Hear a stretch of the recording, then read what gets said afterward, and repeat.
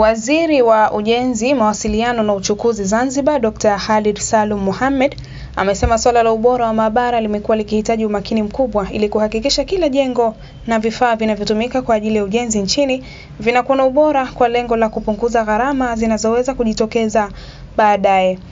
Dr. Khalid amesema hayo leo mara baada ya uzinduzi wa maabara ya uhandisi ujenzi ya Taasisi ya Viwango Zanzibar ZBS uliofanyika katika ofisi zao Maruhubi, mkoa wa Mjini Unguja, ambapo pia amesema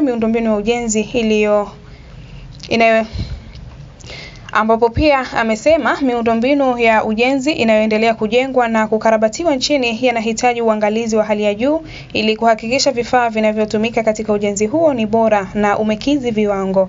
Hivyo kupitia hafla hiyo ametoa wito kwa watendaji wa ZBS kuhakikisha vifaa vyote vinavyoingia nchini vinathibitishwa kabla ya kuanza matumizi. Nichukue fursa hii kumshukuru sana kumshukuru na kumpongeza Mheshimiwa Rais wetu Dr. Hussein Ali Mwinyi.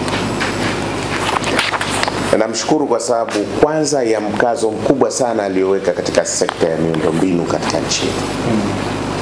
Pamoja na sekta nyingine zote.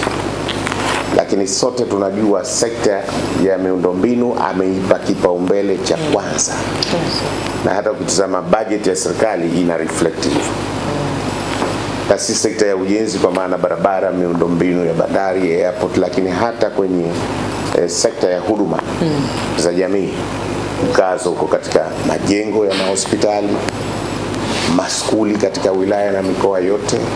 Nadhani juhudi hizi tumeziona. Kwa tunamshukuru na kumpongeza kwa dhati. Sababu kutokana na juhudi hiyo ndo kumezaa pia mahitaji haya ya kuwa na maabara ya kisasa ya namna hii. Lakini nishukuru Wizara ya Biashara pamoja na bodi. Lakini pia niwashukuru na wenzetu wa ZBS kwa mashirikiano makubwa.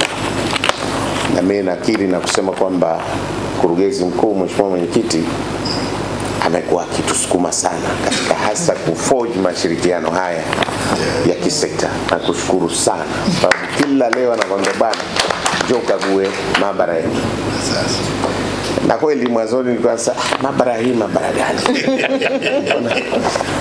Inatiliwa mkazo kweli. Kwa hivyo nilituma watu kama alivyosema, wakaja wakaona, wakaniambia bana kweli kuna maabara ya kisasa, kuna vifaa vya kisasa.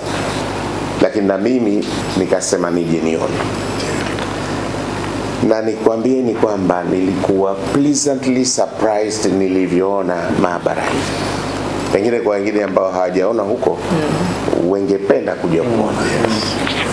Nimeona vifaa vya kisasa ambavyo unaweza ukatest products zote au raw materials zote tulizonazo, hasa katika sekta ya ujenzi. Zamani tulikuwa tunapeleka sample Dar es Salaam. Gharama, lakini pia zinachukua muda. Leo facility hizi, huduma hii iko hapa na ya kisasa. Tunawapongeza sana wizara, bodi, lakini pia na ZBS na wafanyakazi wote kwa juhudi kubwa mliyofanya ndani ya kipindi kifupi sana.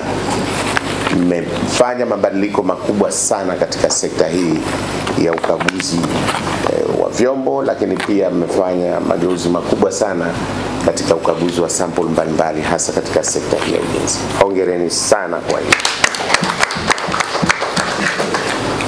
Sasa ujenzi ni kitu kimoja. Unaweza ukajenga mwezi mmoja miwili jengo limekuwa tayari. Unaweza ukajenga barabara ndani ya miezi miwili barabara ikawa tayari. Lakini kuna swala kubwa sana la kuzingatia. Na unaweza ukawa na structure nzuri tu inavutia. Lakini ubora wa hicho kitu ulichokijenga.